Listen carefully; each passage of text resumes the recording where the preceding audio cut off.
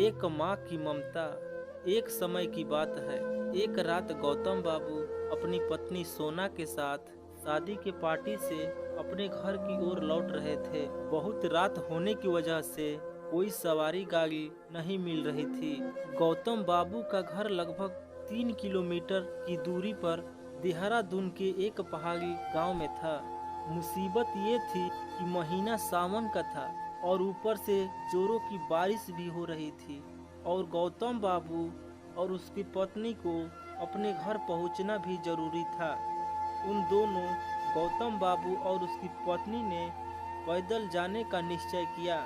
Mobile के torch की मध्यम सी रोशनी में वे दोनों आगे बढ़ने लगे। वे अभी आधी दूर ही गए थे कि जोर से बिजली चमकी और बिजली की रोशनी में एक औरत का साया दिखा जो ठीक उन दोनों के सामने खड़ी थी।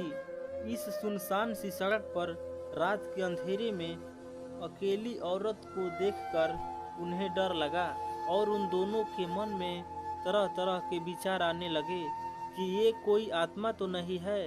खैर जो भी हो देखा जाएगा। ऐसा सोचते हुए उन दोनों ने अपने कदम आगे बढ़ा दिए, लेकिन बिजली अब बार बार लगातार चमकने लगी थी और उस बिजली की चमक में वो औरत दूर से ही साफ साफ दिख रही थी। उसे देखकर गौतम बाबू की पत्नी की हालत खराब हो रही थी, लेकिन गौतम बाबू को अब लगने लगा कि ये औरत शायद कोई मुसीबत में है। गौतम बाबू जब रुके तो वो औरत उनसे हाथ जोड़ते हुए बोली, भाई साहब प्लीज मेरी मदद कीजिए। तेज बारिश और पहाड़ी ढलान होने की वजह से मेरी गाड़ी का एक्सीडेंट हो गया है। मेरी गाड़ी इस पहाड़ी ढलान से नीचे गिर गई है। इसमें मेरी 1 साल की मासूम बच्ची है। प्लीज आप दोनों उसे बचा लीजिए। इतना कहते ही वो औरत आगे आगे चलने लगी और न चाहते हुए भी गौतम बाबू अपनी पत्नी के साथ उस अजनबी औरत के पीछे पीछे चलने लगे। लेकिन एक अनजाने भय से उन दोनों का दिल जोर से धड़क भी रहा था।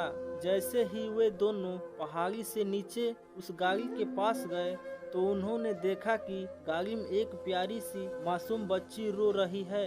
गौतम बाबू ने बच्ची को गाड़ी से निकाला तो पाया कि बच्ची बिल्कुल ठीक है।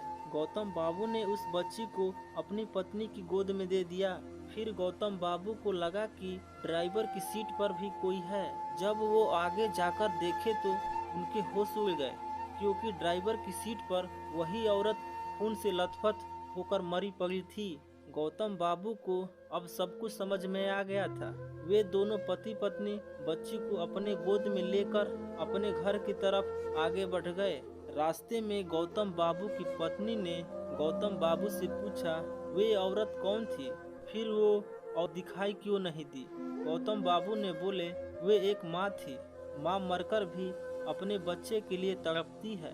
दोस्तों, अगर कोई मुसीबत में हो तो उसकी जरूर सहायता करें। क्या पता हमारी एक छोटी सी कोशिश किसी की। तो दोस्तों, कैसी लगी कहानी आपको? अगर कहानी अच्छी लगी हो तो प्लीज़ लाइक करें।